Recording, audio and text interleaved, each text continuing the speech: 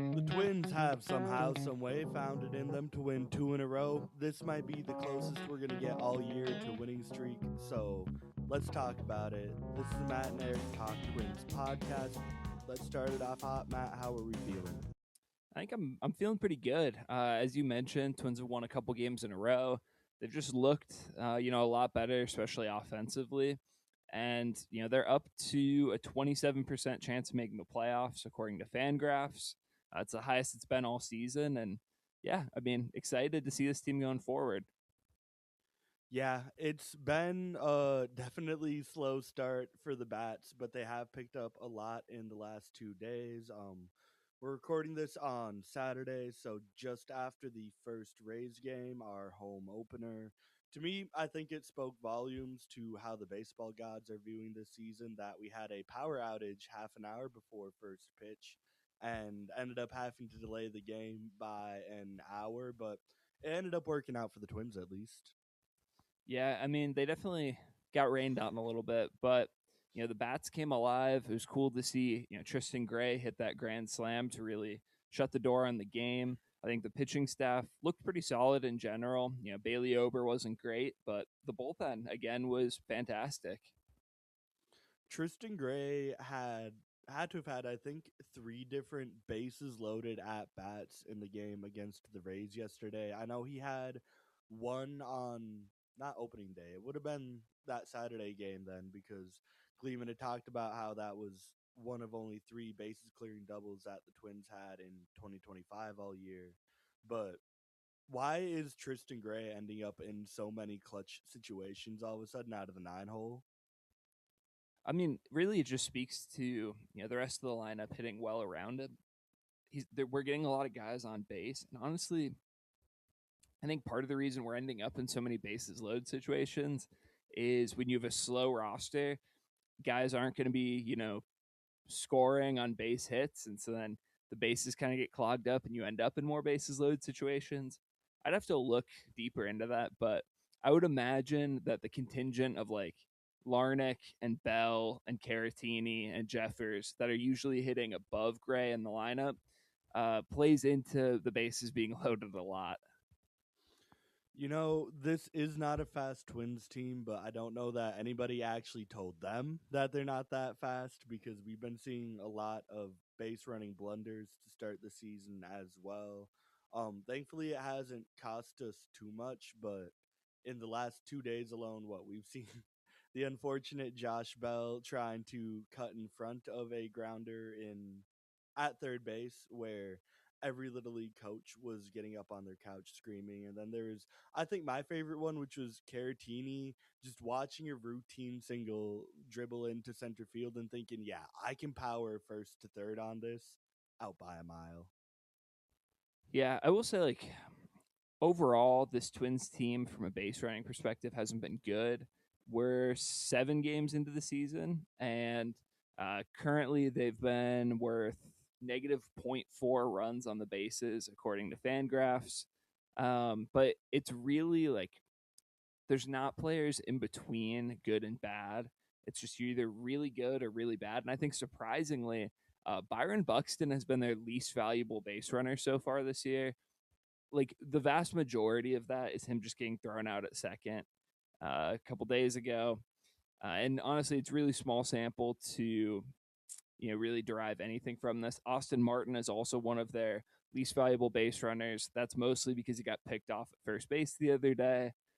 But yeah, I think on an individual level, it's hard to make heads or tails of it. But overall, if you look at the Twins' stats on the season, they are right around average, a little below average on the bases. They have a 108 WRC plus as a team, so above average lineup, but not crazy above average. And they've been worth negative 4.2 runs in the field. And if you told me that's what collectively the position player group is going to do, I think coming into the year, I would have believed that was within the realm of possibilities. Maybe they're hitting a little bit better than I would have expected, but we definitely knew they're going to be bad defensively, and we thought that the base running, while probably more aggressive, wasn't going to be all that productive. And so I think as a whole, this position player group's doing right about what we thought they would. Yeah, I think the big thing to me early into the season, I mean, we touch on it a little bit with Tristan Gray getting so many bases loaded opportunities, but this has felt like a very balanced lineup so far, honestly. I mean, Keishel and Buxton have certainly had their share of moments to shine, but Josh Bell's gotten off to hot start. Royce Lewis has been hitting better than he has at least last year, and he's been towards the bottom of the lineup. The Twins, while their platoon matchups continue to be a little frustrating, they have largely been working out to date for Derek Shelton. So I think that's the most encouraging part of the way the offense has started, is that this feels more sustainable because it's not just the top third of our lineup carrying the offensive production like I thought they would. Yeah, and I mean, it's only like a week's worth of games, so really, I don't know that we can extrapolate a ton from it. And I definitely don't think Josh Bell is going to continue to be a 190 WRC plus hitter, or Trevor Larnach and Tristan Gray are going to have WRC pluses over 200. Lord knows I do not have that much faith in Trevor Larnach, but I do think, to your point, it is encouraging that this offense has been above average, despite I think probably the three hitters I believed in most in this offense not contributing a whole lot. Luke Keishel has a 67 WRC plus. Byron Buxton's down at 34, and Matt Wallner's at 68. And so the three guys who we thought were going to anchor this lineup haven't been great through a week's worth of games, and they've still found a way to be productive. So I do think that's encouraging. We'll see, how much of the success we can sustain with the middle and bottom half of the lineup, but good signs so far. Yeah, I mean, the flip side of that is that if we are having a really slow start out of Keishel, Buxton, and Wallner, there is room for both sides to regress back to their means where Josh Bell won't be that good of a hitter. I think if Trevor Larnach can get to even a 150 WRC plus this season, which would be out of this world, we do have to get matching I'm sorry Trevor Larnach tattoos. That just feels right for the situation. And that's also how confident I am that there is a harsh coming back to earth coming for Trevor Larnach. But if everybody regresses back towards their means to the level we expected them to be at prior to the season, and we can still end up at a team 108 WRC plus, that feels like the recipe for being a surprising like high 70s low 80s win team, which is right back to what we wanted to believe in when we are watching spring training ball. Yeah, I'm trying to pull it up. Okay, so every year, Dan Szymborski at Fangraphs releases his ZiPS projections. It's a projection system that he made. And in those projections for each team, he also creates the 80th percentile outcomes and 20th percentile outcomes according to his model. And the 80th percentile outcome for Trevor Larnach is only a 116 WRC plus. And so if he gets to 150, that has to be like 95th or better percentile, like probably like 99th percentile for Larnach. Interestingly, we're talking about other hitters around here.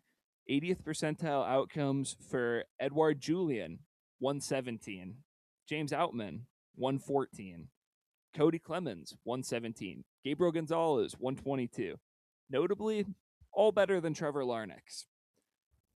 For those of you looking for some statistical anchors to reference around here, in 2025 there was only 6 hitters that actually topped a 150 WRC plus, and that was Judge, Otani, George Springer. Surprisingly, that's the only name I wouldn't expect on this list, with Cal Raleigh, Juan Soto, and Kyle Schwarber rounding it out. So that's why we're so confident that Trevor Larnach isn't getting here. And if Trevor Larnach all of a sudden decides that he wants to become Aaron Judge in 2026, I will be more than happy to get a Trevor Larnach apology tattoo.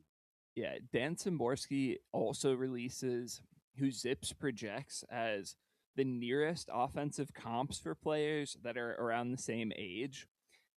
I want you to guess who the number one comp for Trevor Larnach is. And this is across all teams, all years, all generations, but it just happens to be another former Twin.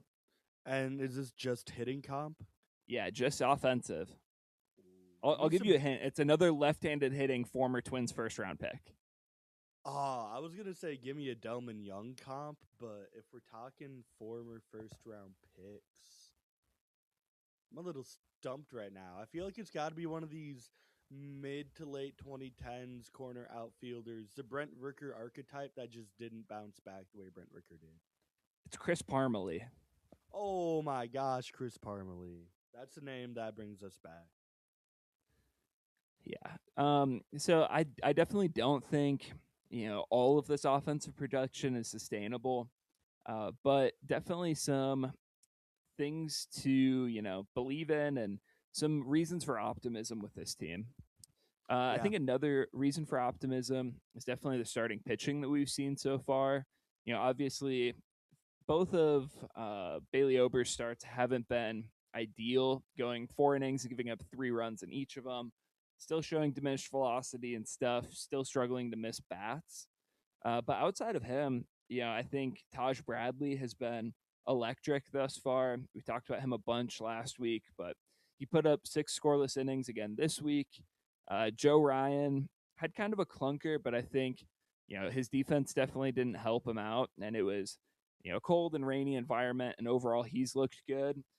And I think Simeon Woods Richardson looked a lot like the Sim that we saw for most of last year. And I'm excited to see Mick Abel make a full start. But Eric, what's your read on the starting rotation so far? Yeah, I think you laid it out pretty perfectly for the listeners there. The one I'm going to harp on is I am just already so tired of Bailey Ober. It's adding fuel to the flames we've already been building for a few weeks now, but it hasn't looked any better in his second start than it did in his first start, which did not look any better than any of the spring training starts. And that's where it's starting to stack up to me, where I am very quickly losing patience with Bailey Ober, much quicker than I thought I would. And I think a lot of that does actually have to do with how well everybody else is performing. I think Taj Bradley has, through 2 starts, been revolutionary for the Twins. I don't know that it is quite going to be this hot of a season for him, but he very much looks like he could be an elite number 3 and a very capable number 2 for this season for us. And I still believe in Mick Abel. I am also very excited to watch his start today because, I mean, I talked at length in the last episode about how I wasn't a huge fan of him coming out of the pen in his first start. But there's just no upside to Bailey Ober, and the floor has fallen out from beneath him at this point. And I think it's more of just the itch I'm getting. Seeing all of these other younger guys pitching so well, that makes me say, hey, let's get Zebby Matthews up here. Let's see what we got going on. Just I think seeing everybody else start off so well, so early makes me believe more in what the Twins are doing in pitching development, which means I'm more ready to cut bait on Bailey Ober than I thought I would be. Yeah, I mean, I definitely wouldn't agree that he doesn't have any upside.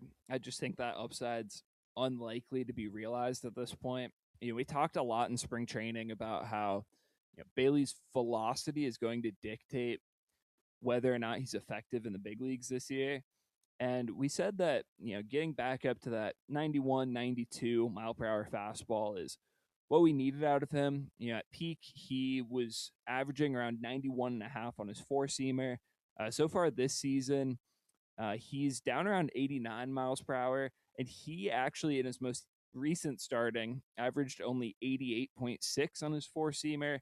So that's down 3 full ticks from where we need him to be at. And it's really showing up in the effectiveness not only for his fastball, but his other pitches. We saw him continue to use his changeup as his most frequently used pitch. And he only managed a called plus swinging strike rate of 25% on that pitch. And really, all of his main offerings were in that mid 20s range, which is not ideal. For a starting pitcher, you want to have CSWs definitely north of 30%. the elite arms can get up into the 40s with some of their offerings.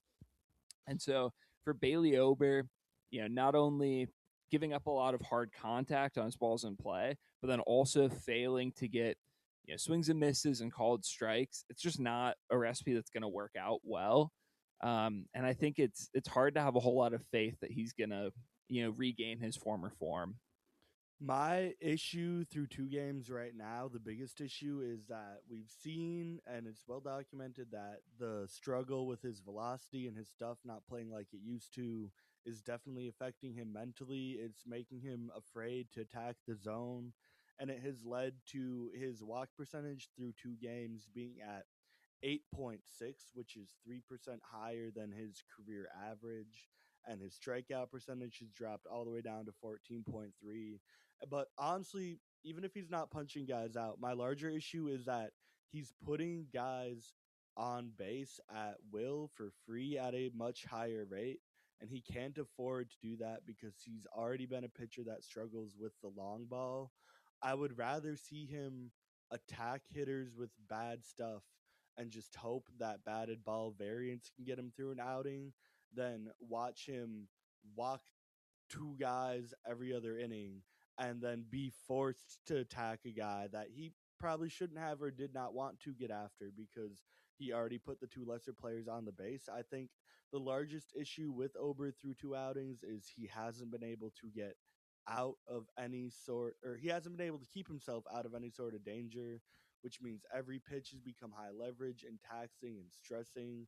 And it creates an environment where we're always at a point where we're close to blowing up the game and having it get out of hand. Yeah, I'll also say like Ober to start off games has tended to have a little bit higher velocity. I think in his first start, he was up around 90 and a half in his first inning.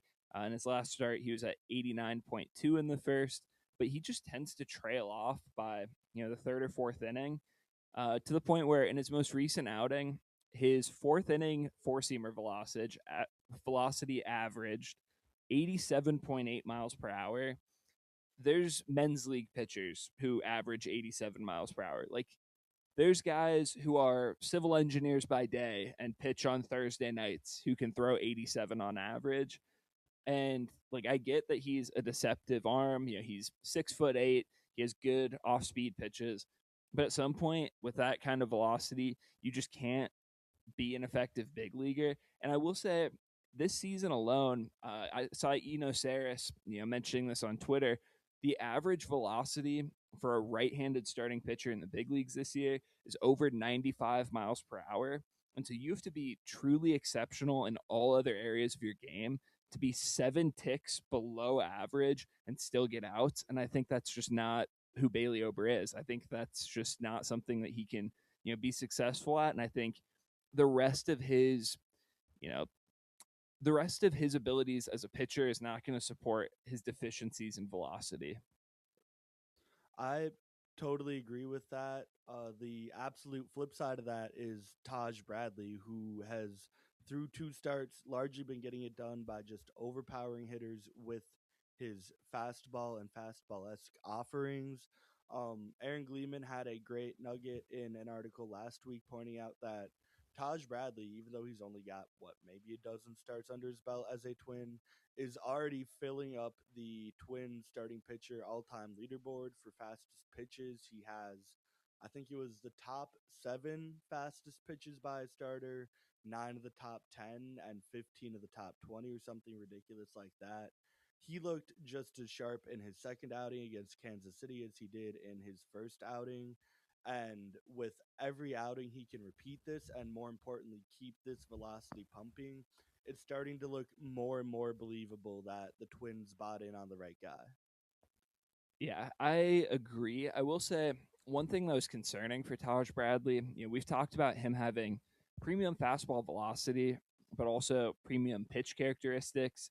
His four seamer in his most recent outing averaged 19 and a half inches of induced vertical break, which is amazing. Like, that's top of the scale, induced ride on that pitch, but it did not have, the results that you would expect for a pitch like that.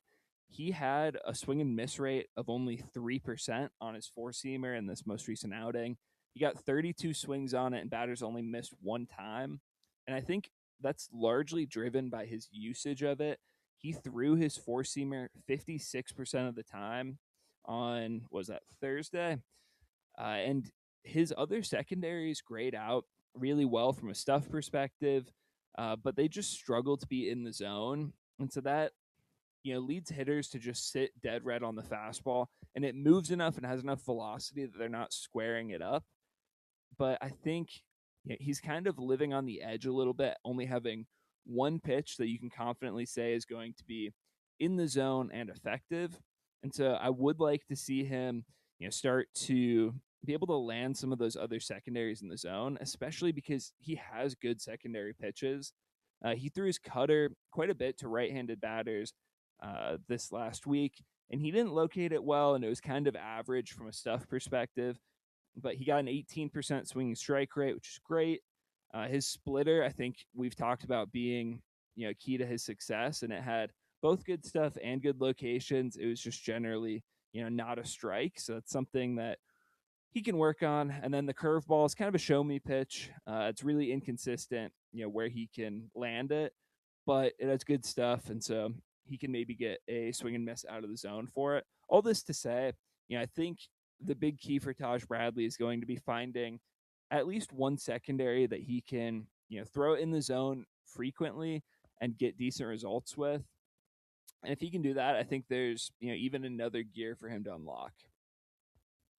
Yeah, looking at Taj Bradley, I am reminded a lot about last week how I was talking about Joe Ryan being at a point where I think he's got enough polished, developed pitches that he can start to tinker with new stuff. I think Taj Bradley is at the very start of that process where he's got the first elite pitch under his belt. He's got the stuff that's going to get him to the major league level. Now, what he needs to do is be able to hone in on, like you said, that stuff that will take him from staying afloat at the major league level to being elite at the major league level. But that's something that the Twins have shown great success with. I mean, Joe Ryan is a great place to look at if you want to look at a guy who came in with promising stuff, especially more on point for Joe Ryan, a promising fastball that he relied on heavily, and they've been able to not only keep that as a centerpiece and a focus of his pitch arsenal, but really diversify him as a pitcher to the point where he now does have multiple tools to go and attack both left and right-handed hitters. And I think the answer is it just takes time. We obviously Taj Bradley had 3 years? I want to say it was 400 something innings under his belt with the Rays before coming to Minnesota, but his time in Minnesota has been short so far. Any of the work that they wanted to do with him hasn't had a lot of chance to really play out on an extended runway. So I think the big thing for me is he looks like he's in the right spot for where we should want and expect him to be as Twins fans in his development process with the team. So I'm not super worried about it. I'm largely just sitting back and enjoying the show for now. Yeah, I do think this kind of points to a trend with Twins acquiring starting pitchers, and that they look for guys with premium fastballs. And I agree with that strategy. It's sometimes easier to teach a guy to spin an off speed pitch, or maybe kill the spin and throw a splitter. Like, you can add secondary pitches a lot easier than it is to develop a true bullying swing and miss in the zone fastball, which is really the bedrock of a lot of pitchers' arsenals. And so I think, not only with Joe Ryan, when they acquired him, they found a guy who had a great four seamer and everything else was pretty mediocre. But we've seen kind of the same thing with Taj Bradley and with Mick Abel, both guys who have four seamers that they can locate in the zone, get great results with, and really overpower hitters, even if the rest of the arsenal is a little bit inconsistent and needs some work. I think that's a winning strategy. They've already shown with not only Ryan, but also a lot of their other arms that they've developed over the last few years. They have an ability to tinker with off speed pitches and get the most out of these guys. but having a premium fastball up front just raises the ceiling so much on these guys that you can start to dream and say, if Taj Bradley has two workable off speed pitches that he can throw for strikes and get swings and misses on, now all of a sudden, the whole profile elevates to the point where he might be a frontline starter. Outside of those two guys, I think we can go back and look at Sim a little bit. I think his overall profile through his first couple of starts has looked pretty much the same as past years. It's four seam splitter and some sliders. It's a pretty unexciting profile as a whole, but one that's been pretty productive for him. I think he can continue to be fourth or fifth starter. I don't know that there's a whole lot more in the tank for him, but I think I made the comp earlier today to Eric that he's just kind of doing the Kevin Slowey thing. He stabilizes the back end of a rotation. He gets decent bottom line numbers. He's not a guy that you have any hope will develop into a frontline starter, but he is a reliable source of innings. Yeah, I mean, every rotation has to have a guy like this. I think the big thing is that he's doing it on a cheap deal for now. I don't know how well this bodes for, being a future twin, but he's a very stable and consistent option at the back end of the rotation, which carries a lot of value. Before we started up the pod, I was trashing on Miles Michaelis for a little bit just because I don't know how he's employed at the MLB, and I understand that he got signed to a $2 million deal with the Nationals, which puts him theoretically in the same boat as Sim in the sense that these guys are not making a lot of money, and all they're asked to do is just go out there and throw some competitive innings.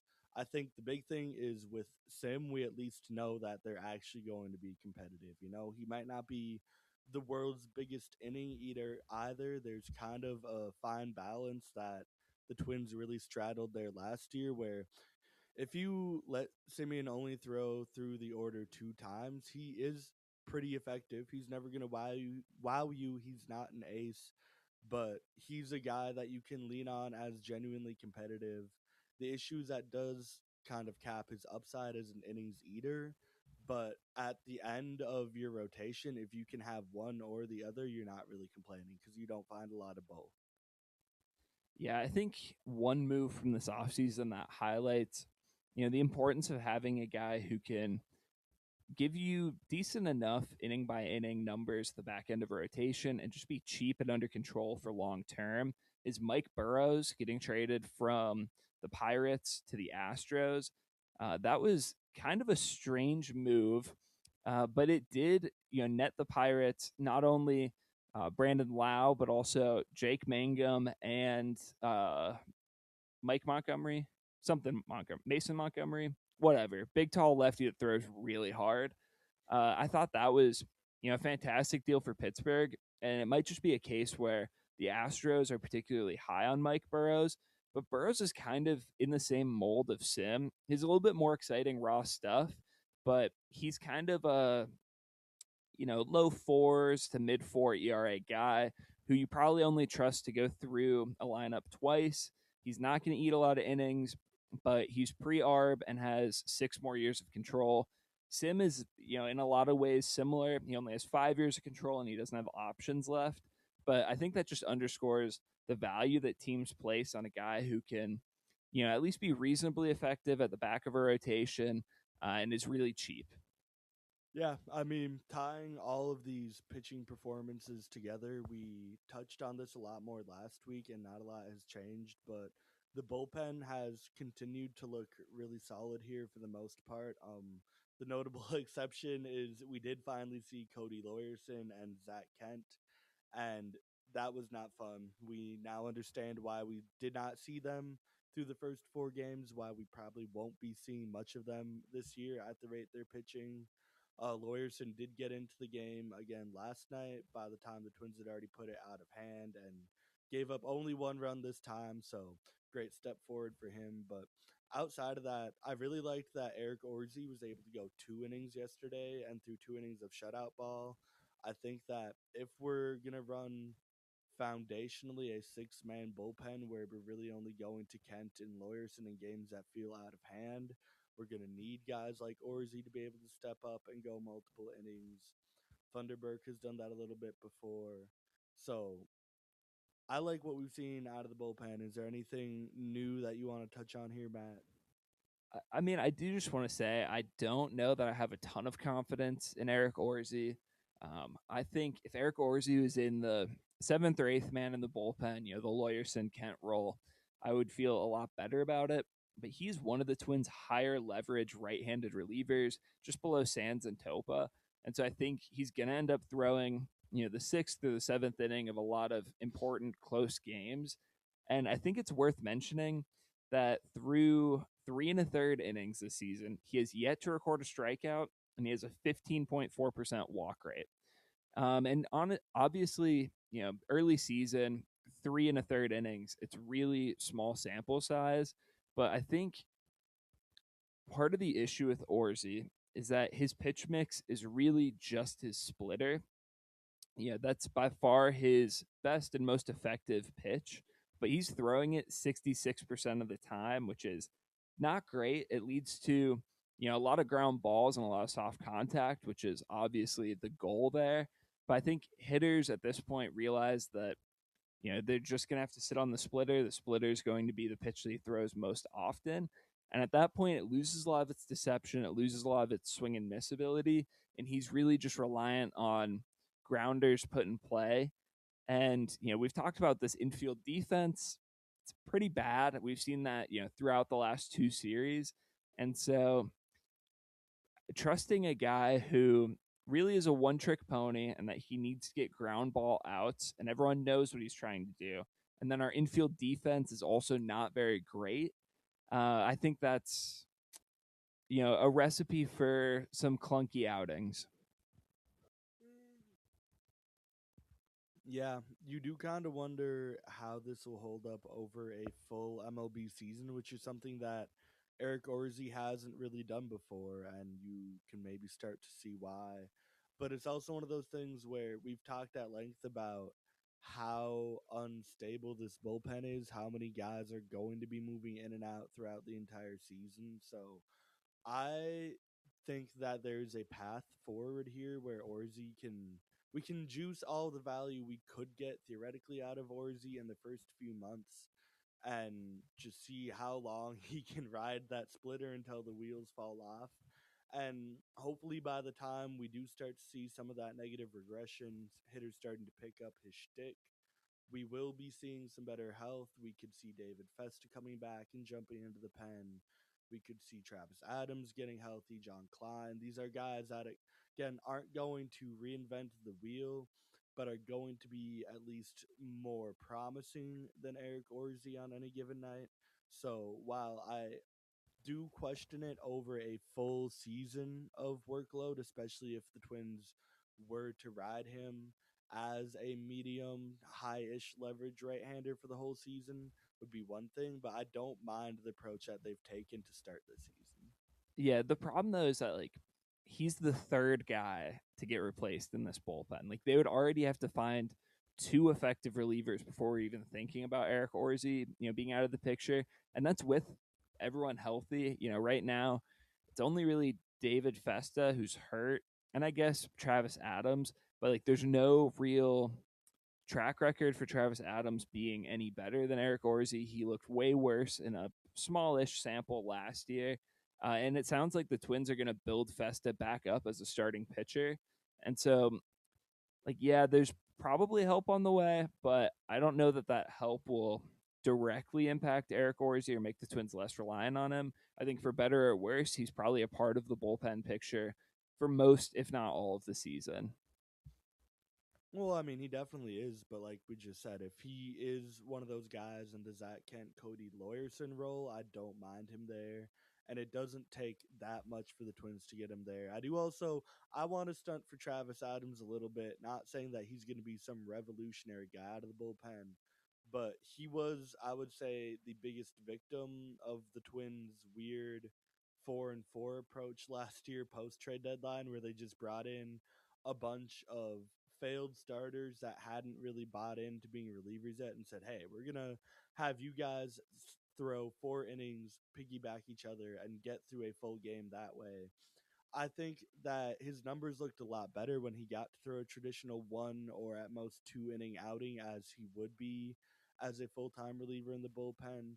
Not to say that that's going to get him to a point where I want him being our high leverage right handed reliever, but I could realistically see him coming in and taking the Eric Orzi role and doing a lot better with it than Orzi will over this year. I do want to say when we talk about last year's bullpen, we talked about how, like the bullpen down the stretch wasn't representative of the Twins' real bullpen because they threw a lot of just generic, veteran pitchers that aren't going to be in anyone's plans who had no real upside. And I think the cornerstone for that argument was Thomas Hatch, a guy that we'd throw out there for 3 or 4 innings. He'd just eat up innings, get hit around, sometimes be effective. Who really cares? No one's depending on Thomas Hatch. Thomas Hatch, using the baseball savant, similar pitches based on velocity and movement, is the most similar pitch to Travis Adams.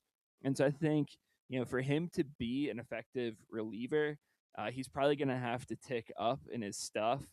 And I think that was already, kind of baked in. We thought, he was still stretched out for multiple innings over the last couple years. And if he can go down to being a 1 inning guy, maybe he finds that extra gear. But so far, we haven't seen it. Obviously, he hasn't been pitching in 1 inning stints. But yeah, I think he's a guy that will need to actualize the starting pitcher to bullpen jump and stuff. Otherwise, I don't have a whole lot of confidence in him.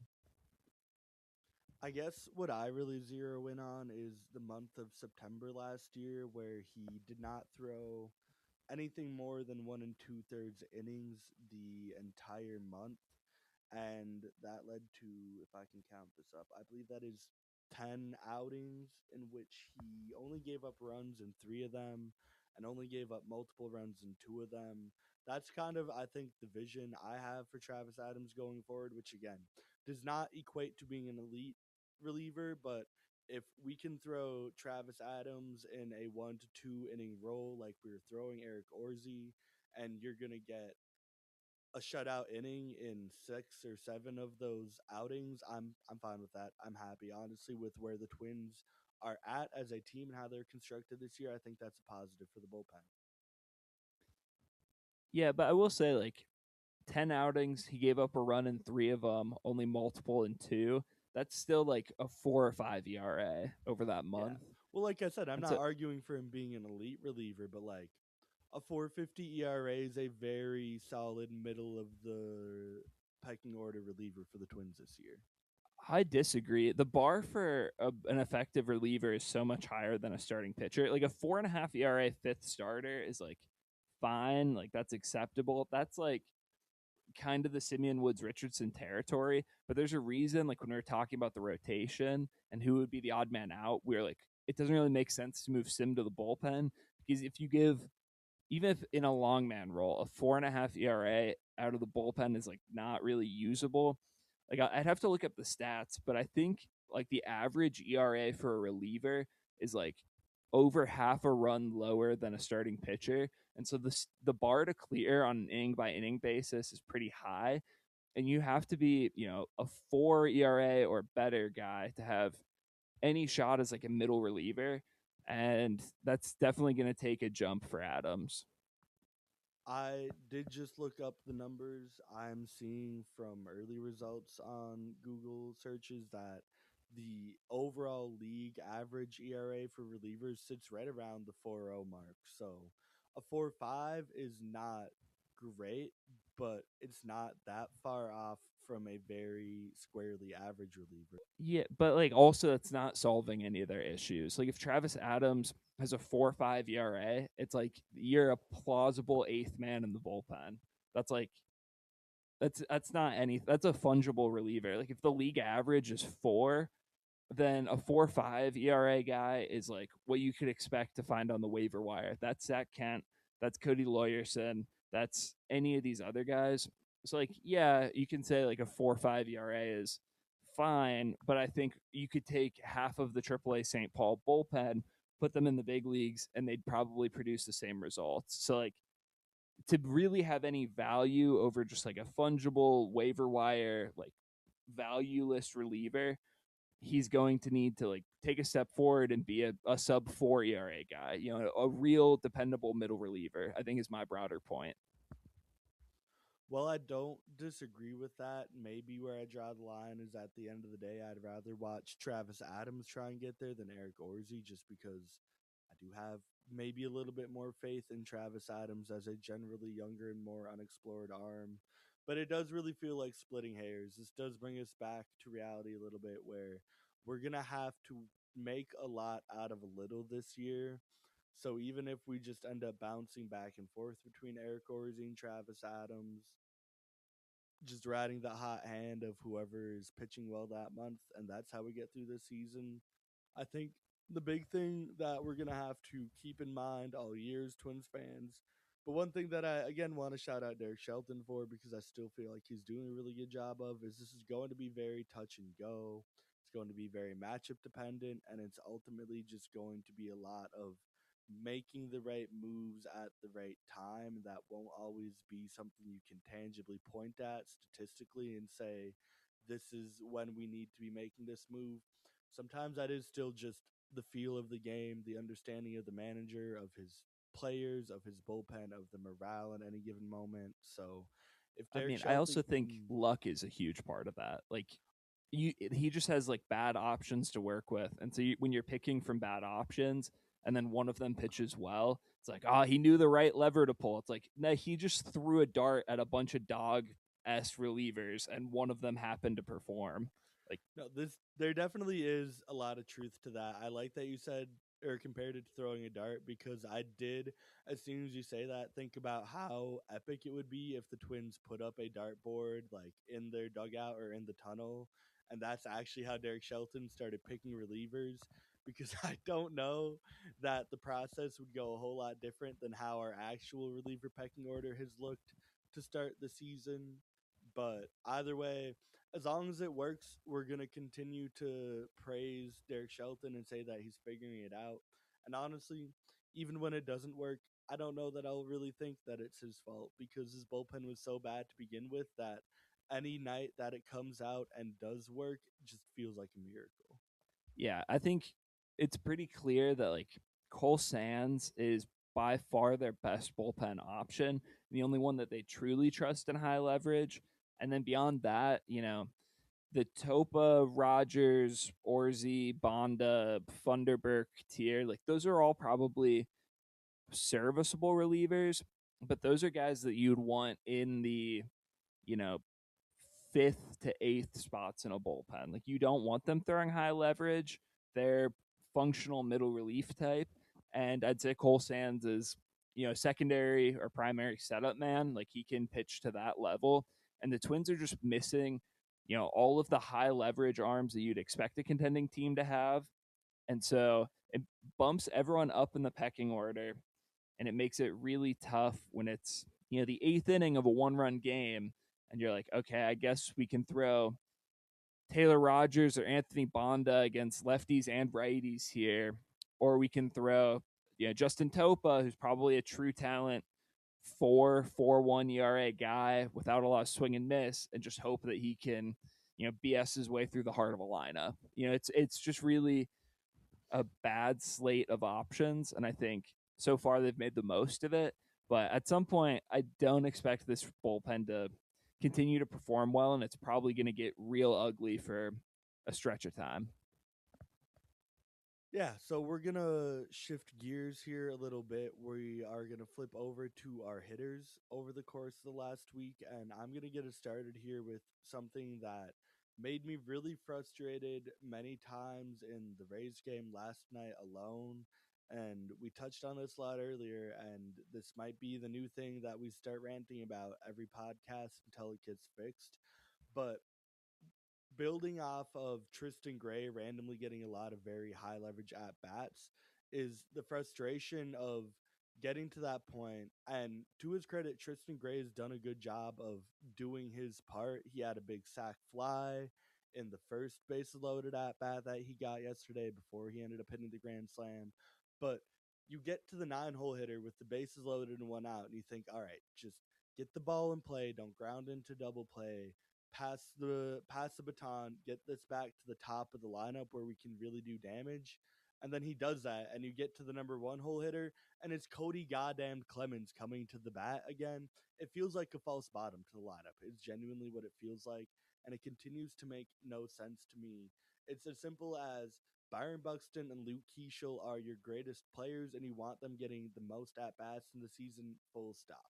The amount of plate appearances already in the first week and a half alone that have been very high leverage situations that have wrapped around to the top of the lineup just for Cody Clemens or Austin Martin to be the faces that we need to rely on to be heroes has been so maddening that I'm already like every time I see it and it happens, I want to scream because it's so frustrating seeing the bottom half of the lineup dig in, create positive situations, put pressure on a pitcher just for them to wiggle out of it because they're able to come back to the top of the order and still feast on poor hitting.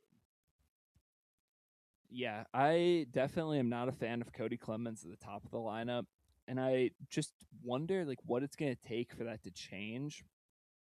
I mean, obviously the Twins could just move him down in the lineup against right-handed pitching. We talked even last episode about how it'd be preferable, I think in both of our viewpoints, to switch Cody Clemens with Trevor Larnach.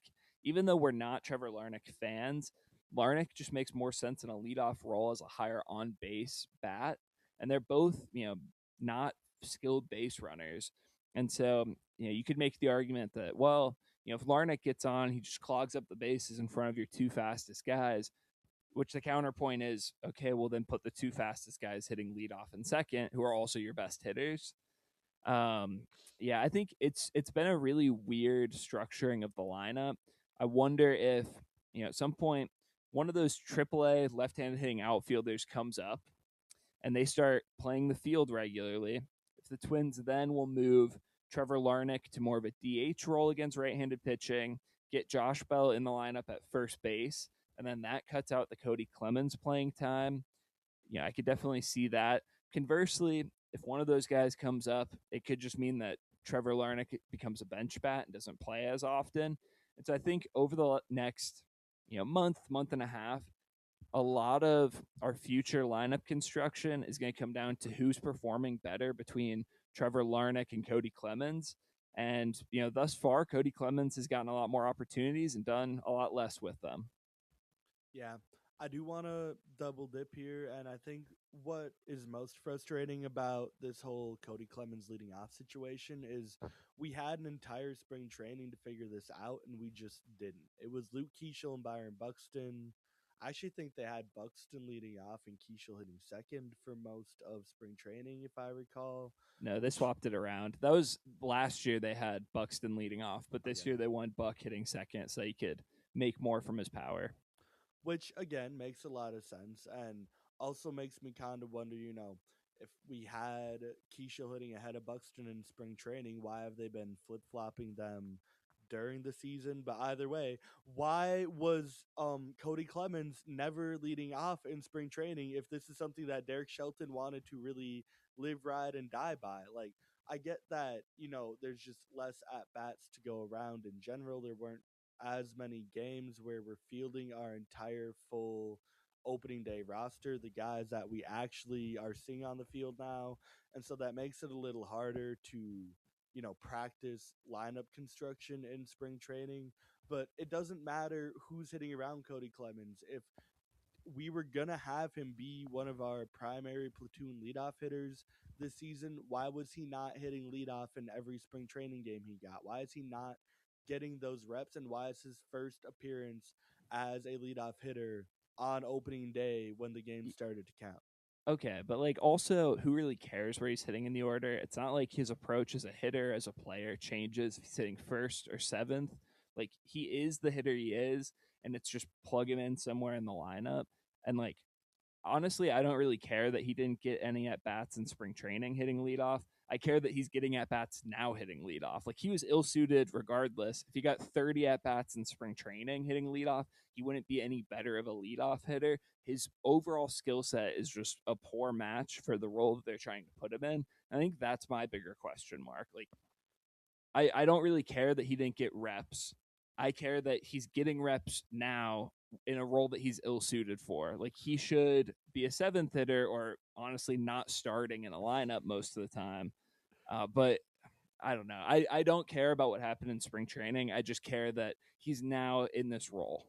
See, I'm going to push back on that. I do agree that it doesn't matter where he's hitting because he is the same hitter no matter what, but that makes it more inexcusable that he's our leadoff hitter because there should be a difference between how you are going up to at the at bat, how you're approaching the at bat, how you're attacking the pitcher if you're leading off versus if you're in the seventh hole. You have more responsibility as a leadoff hitter. You need to be able to see more pitches, to work more counts, to get on base more often. And if that's not Cody Clemens' style, if that's not how he's going to be able to adjust as a hitter, then you're right. He never should have been in this role. And that is, I mean, nobody's doubting that. Nobody's looking at this and being like, oh yeah, no, Cody Clemens, I see the vision for him as a leadoff hitter. No, he should not have been in this role to begin with. But I think that if you're going to put a guy at your leadoff spot, it has to be a guy that at least has the ability to adapt and change the way he attacks the game, the way he attacks the at bat. Like, shoot, at this rate, even Ryan Jeffers would be a better leadoff hitter because I think he possesses the ability to apply more of those leadoff hitter quality skills on an at bat to at bat basis compared to Cody Clemens. Yeah, I mean, I think you could argue that Cody Clemens is the player least suited for the leadoff role just because he gets on base at such a low clip. He's just an empty power bat who maybe plays in the seventh or eighth spot, but in a leadoff role, it makes no sense. I'm currently looking at so if you look at the Twins, projected hitters this season, and you sort by on base percentage at Fangraphs using the Bat X, which is my go-to projection system for hitters.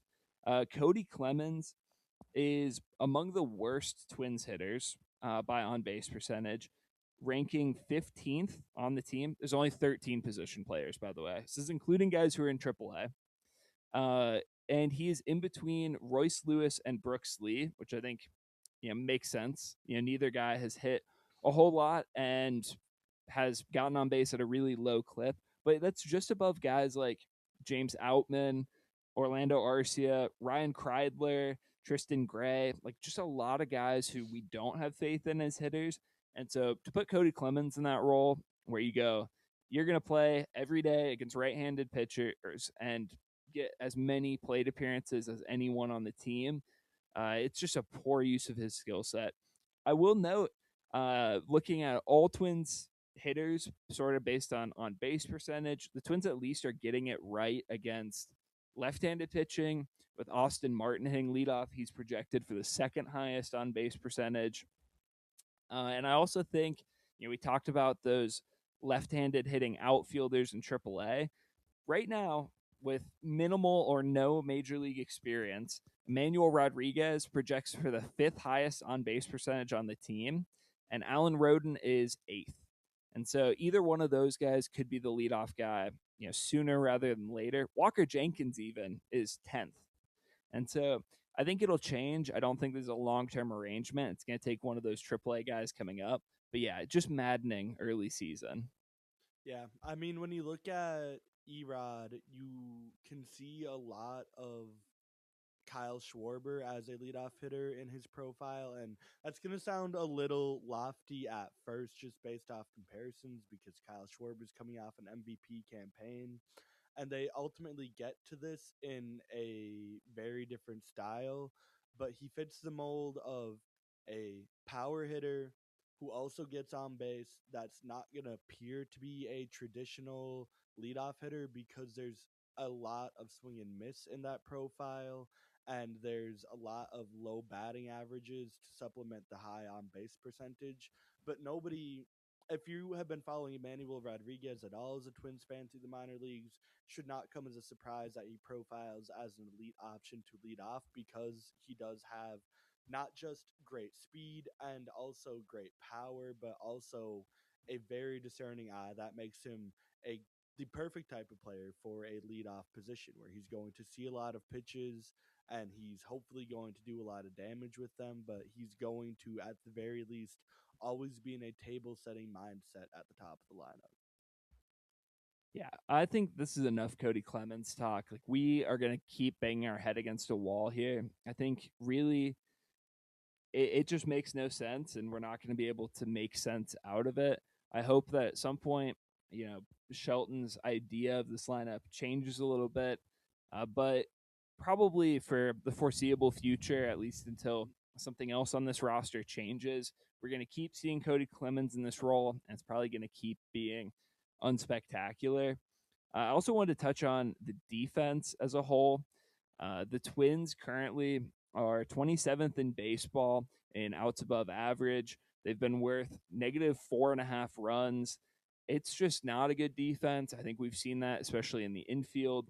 Royce Lewis hasn't looked the sharpest at third. Cody Clemens and Victor Caratini have made some errors at first or just not been able to dig out some balls low. I'll say Brooks Lee has looked really bad at short, not only with his lateral movement, being able to get to balls in play, but also some balls that are kind of hit at him that he doesn't react in the right way. He'll take a step back on and try to play it on a hop, or he'll kind of charge in and get eaten up by these balls. He's just not been especially sure-handed at short, and he also hasn't had the range to make up for it. So I've been really unimpressed with Brooks Lee at short. I think Luke Keeschel has looked surprisingly good at second base. But overall, I think this infield defense is suspect at best. And of any area on this Twins team, there's not a whole lot of reinforcements on the way. Kalen Culpepper is probably going to end the year at some point as our starting shortstop, but he's even, an average to maybe slightly above average major league defender at short. There's a lot of questions of his glove coming out of the draft, and he's looked a lot better, but he's still not an all-world defender by any means, and that doesn't do anything to address, the deficiencies at the corners. I think that Royce Lewis could be an average-ish defender. He looked better there last year, but if we're going to continue to have the Josh Bell and Victor Caratini and Cody Clemens group playing first base, it puts a lot more pressure on the rest of the infield.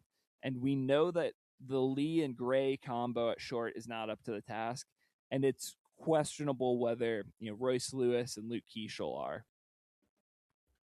Yeah, I think what is tough to watch with Lee for me right now is he's reached a point where this isn't just he's playing poorly physically. It's such a mental thing for him right now. He can't hit to save his life. It's clearly reaching a point where it's starting to affect his fielding. I mean, there was questions about, I would say, his mobility at shortstop, but we're past the point, like Matt said, where he's not getting the balls. He's just straight up not playing fundamental defense at shortstop anymore, which is really disappointing to see because even if he was never going to have the mobility to stick at shortstop or the bat to stick at shortstop, the idea was always that, hey, this is a very fundamentally sound guy where you can move him to second base, move him to third base, where he doesn't need as much range, and he's almost instantly probably a plus to elite defender at either of those positions.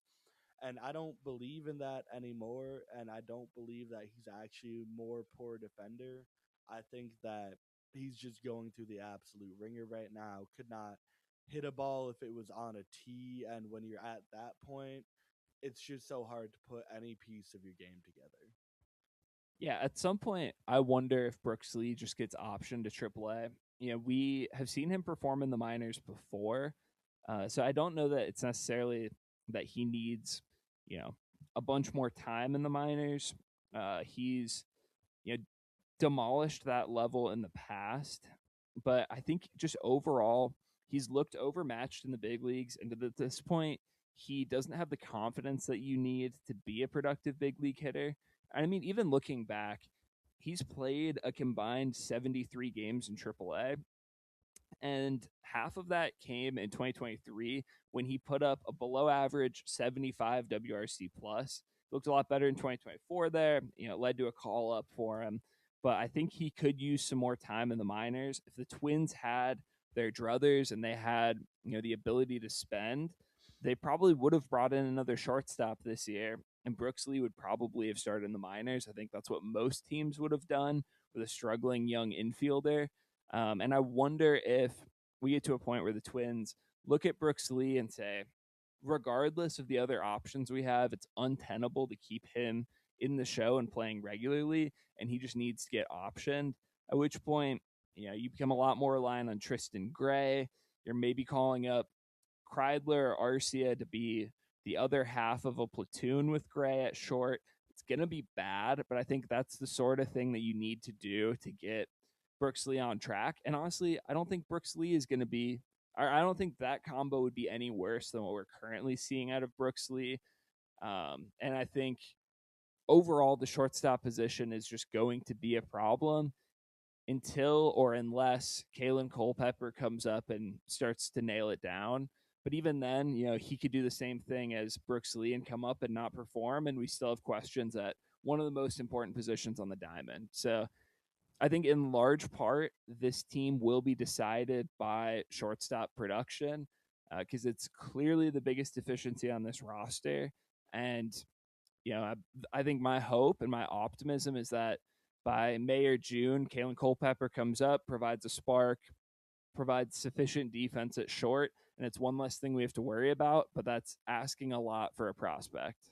Yeah, I am firmly in the same boat as you. The one thing I do want to tease, because we've been talking about a little bit between us, I think there's a third world here where Merrick Houston just gets launched through the system mainly because of need rather than, actual production. But at the very least, like, so let's say we do send down Brooks Lee, right? We're gonna have Tristan Gray playing part time. Ideally, Kalen Culpepper's just ready and you give him the job. But if he's not, you're right. We're looking at either Ryan Kreidler or Orlando Arcia as the other opportunities or the other options to platoon at shortstop with Tristan Gray. And if we're really reaching to Ryan Kreidler to be more of an every day, like every other day starter and player at shortstop, I do want to then immediately just ask the question, why not Merrick Houston? I get the bat is probably light years away from being ready. He deserves to have more time in the minor league to get seasoned, but by all accounts, defensively, he is an MLB ready player. I think he's probably already on par with Ryan Kreidler in terms of defense. And if they're on par in terms of defense, it just cannot get much worse offensively. So I guess I'm curious how much you actually buy into the idea of Merrick Houston debuting this year. Yeah, I think it's unlikely. Merrick Houston's only played 25 games in the minors. And in those 25 games, he's been a well below average hitter. He's only hit one home run. He has kept the strikeouts in check, only 19% K rate, 7.3% walk rate. But overall, like his numbers haven't been great. I will say Fangraphs has two different projection systems that project prospects if they were to go to the big leagues right now. And one of them, Steamer, has his WRC plus in the big leagues at 40, and the other one has it at 73. So both pretty bad. And I will say, like, when you start aggressively promoting prospects based on need and not their own development, you run the risk of turning into an organization like the Angels, where you go, we just need to win, and this guy might keep us afloat. And I know it's throwing a dart, and it's probably not best for this player, but we're going to do it anyways because we just need to. And then you end up with a bunch of guys in the big leagues who probably were ill suited to be there in the first place. And it might take them a couple years. And sometimes they flame out. Sometimes they, turn into successful big leaguers. But either way, you're spending a couple years of their service time clock trying to get them to figure it out on the fly. And so I think for a Twins team that has other options, as bad as they might be, I think they'll hold off on Merrick Houston and try to develop his bat. But if he, tears up high A this year, goes to double A and swings it well, I think there's a chance that in the second half they could look to him. But he's going to have to show some more promise and some more development as a hitter, because right now, I don't think you could project him to be any more of a bat in the big leagues than Ryan Kreidler. And if Kreidler's already a very good defender in the infield, you might as well just play him. First of all, need to backtrack and point out that the Angels aggressively promoting prospects that had no business being promoted so quickly and so young is how the baseball world was gifted with Nolan Shanwell. So, thank you very much, Los Angeles Angels. But in a real sense, no, you are correct that it doesn't make a ton of sense. It's more just one of those dream plays where if the team somehow continues to do decently and hang around 500, it's just tough to swallow the idea of Ryan Kreidler being the call up. But I do think that unless this happens within the next like week or two, even if they give Brooksley only one more month and they want to send him down at the start of May, I think we're already at a point where Kalen Culpepper's just got to be the no-brainer option. He's been solid to start his AAA season this year. It would be very similar sent to Luke Keeschel, which means not only is that, something that we've seen happen more recently and you can actually believe in compared to, sending Merrick Houston skyrocketing through the system, but it also gives, a great kind of mentor and teammate for Culpepper to be playing with. Keishel just did a lot of this and, would theoretically be great tandem up the middle to help Culpepper adjust to Major League life. But we talked about it in spring training. We talked about it pretty much since this podcast started. The Twins could have put a lot of these guys on the roster to start the season, and until they are on the roster, I think that we're gonna have to clamor for them almost week in and week out because it makes no sense not to. Yeah, I will say, like, from a developmental standpoint, I understand keeping these guys in AAA. I think Emmanuel Rodriguez is probably the closest. Well, him and Alan Roden are the two closest to big league ready, in that they don't have a whole lot left to prove in AAA. You know, Roden's already 26. Erod's in his last option year. You're going to have to see what they can do in the big leagues. So I think you could really make a strong case for either of those two starting the year in the big leagues.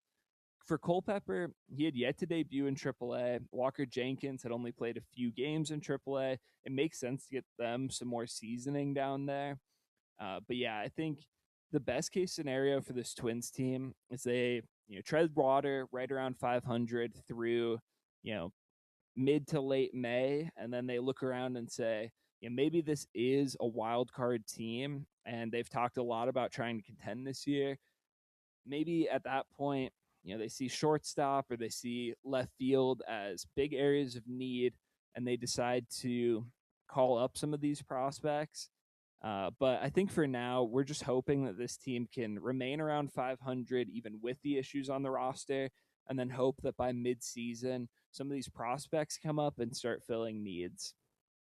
Yeah, I think overall, looking at this team, like, yes, it's flawed to start the year, but we're seeing some promise offensively. The starting pitching looks pretty good. The bullpen hasn't totally sunk games like we thought it would. And while you can look at this team and say, yes, it's flawed, we have clear deficiencies in key areas, there's potentially help on the way. There's reasons for optimism. We have a good farm system that should start, bearing some production in the immediate future. And for a Twins team that is in a bad division, has enough talent to hang around competitiveness, and then hope on some of these young guys, I still think it's going to be an interesting season. And, right now, 27% playoff odds for a team that did very little to invest in the roster over the offseason. It could be a lot worse. That puts us even in the same realm as teams like, the Pirates, who did invest in the roster, but we're just starting from such a lower baseline. And so it's easy to look at this team and be like, gosh, we could be so much better. If only we had, spent that $60 million that they've saved and, addressed the areas that everyone knew were going to be an issue. But even with those struggles and even with, not utilizing this roster to its fullest extent, I still think there's reasons for hope. And, maybe by June or July, we could look at this team as a legitimate playoff contender. Yeah, I mean, the biggest thing we have to preach right now is patience. Obviously, we're preaching that all off season in a different manner, but right now the Twins are one of only two teams in the division with a positive run differential. It's us and the Tigers, funny enough, because we're both 3-4 and third and fourth technically in the division. None of this matters a ton right now. We're only 7 games in. By the time we podcast again, that number will probably have doubled. And, as always with more games, we have more concrete evidence of where we're actually headed. But right now, the Twins have been doing what you want them to do in the early season. They've been largely staying in games, keeping them pretty competitive. I mean, even when the Royals put up 13 on us, the Twins were able to respond and put up 9 runs of their own. They were pretty futile runs, but it's nice to see them at least stay competitive in every single game. It could always be worse. If you guys want to know what it looks like at the actual bottom of the league, the White Sox have also played 7 games, and they already have a negative 30 run differential. So that's what a truly terrible team looks like. The Twins have been talked about a lot as being a truly terrible team this year. They're already fighting to beat those allegations, and there's legitimate reason to believe that they will not end up there. As always, we will be watching very closely to see exactly where they do end up. And you can be sure that you will stay up to date on the Matt and Eric Talk Twins podcast. However, the Twins go up, down, left, right, all around. Maybe they decide that they're going to move the team to Russia. If they do, man, that would be quite a thriller. But until then, we will be here every Wednesday to keep you updated on the actual Twins latest, and hopefully by the end of the year we have some good things to reminisce on. But you can find us on Twitter at the Matt and Eric Talk Twins podcast. We're also both individually active on Twitter, giving you a lot of our in-game thoughts, more game to game. You can find our podcast as always on Spotify, on YouTube, on Apple, on Amazon, wherever you get your podcasts. And until next week.